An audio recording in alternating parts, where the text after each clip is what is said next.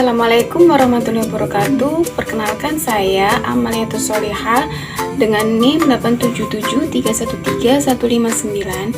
Saya mahasiswa Universitas Terbuka dari UPPJJ Surabaya. Di sini saya akan melakukan praktikum IPA terkait dengan lensa cembung dan juga cermin cekung. Berikut alat dan bahan yang kita perlukan pada praktikum kali ini. Ada penggaris, ada kacamata. Ini untuk kita gunakan sebagai lensa. Kacamata ini kita gunakan sebagai lensa cembung, dan juga ada spion sebagai cermin cekung, dan ada layar putih, dan juga kita gunakan lilin. Mari kita uji praktikum kali ini. Untuk percobaan pertama, yaitu kita menggunakan lensa cembung berupa kacamata, layar, dan juga cahaya dari lilin. Kita gunakan jarak antara lilin ke lensa itu kurang lebih 10 cm.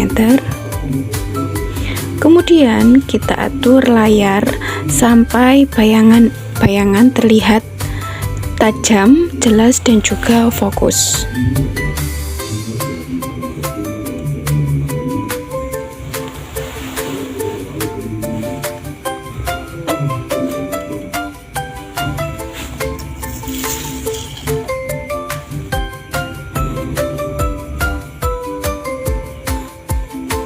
Dari sini kita dapat melihat sifat bayangan yang terbentuk itu nyata, terbalik, dan diperbesar. Jaraknya kurang lebih 15 cm. Kemudian saya rubah jaraknya antara lilin dan juga lensa. Kita rubah menjadi 15 cm. Kurang lebih seperti ini lilin ke lensa 15 cm. Kemudian saya akan mengatur juga layar sampai bayangan terlihat tajam, jelas, dan fokus. Bagaimana sifat bayangan yang akan tertangkap?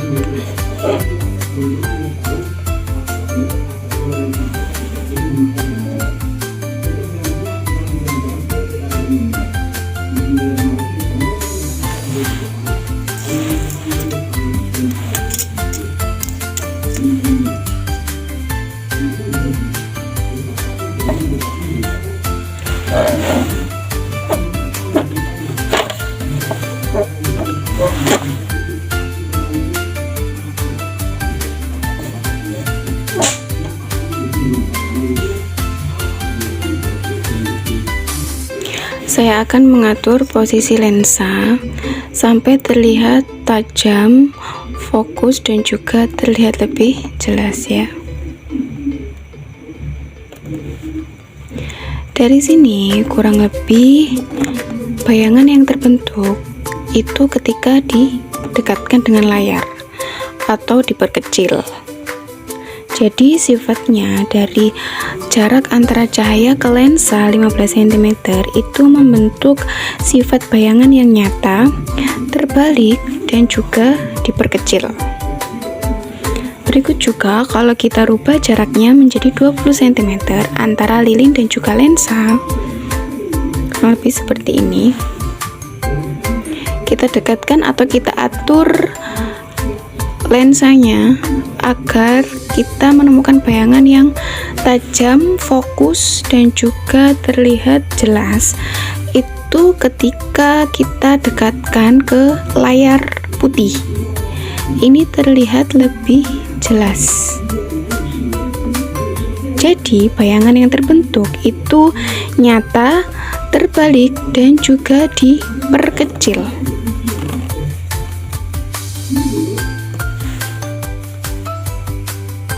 Untuk percobaan berikutnya yaitu pada cermin cekung. Di sini saya menggunakan spion. Di sini bagian sini ada cahaya dari lilin dan juga layar. Sudah terbukti di sini. Ada sedikit layar yang terlihat. seperti ini, ada sedikit layar bayangan yang sudah terbentuk dari pantulan cermin cekung ke cahaya dan layar putih. Di sini jarak antara lilin ke cermin adalah 10 cm. Kurang lebih 10 cm. Kita buat ke jarak 10 cm.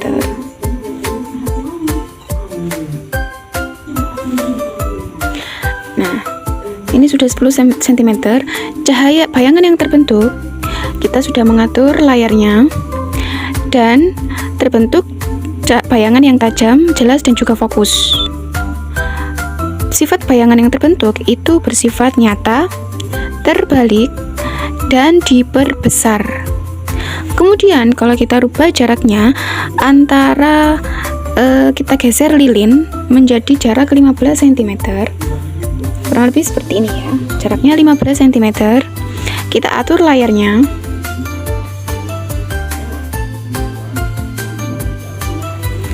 Kita atur layarnya.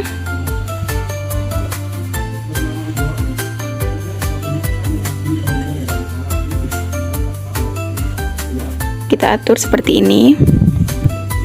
Bayangan yang terbentuk itu sudah jelas ya, fokus dan juga tajam. Bayangannya bersifat nyata, terbalik, dan sedikit diperkecil. Kalau kita rubah jaraknya, kita geser lilinnya menjadi jarak antara cermin dan lilin menjadi 20 cm. Kita geser ke 20 cm. Maka bayangan yang terbentuk juga, jika kita lihat,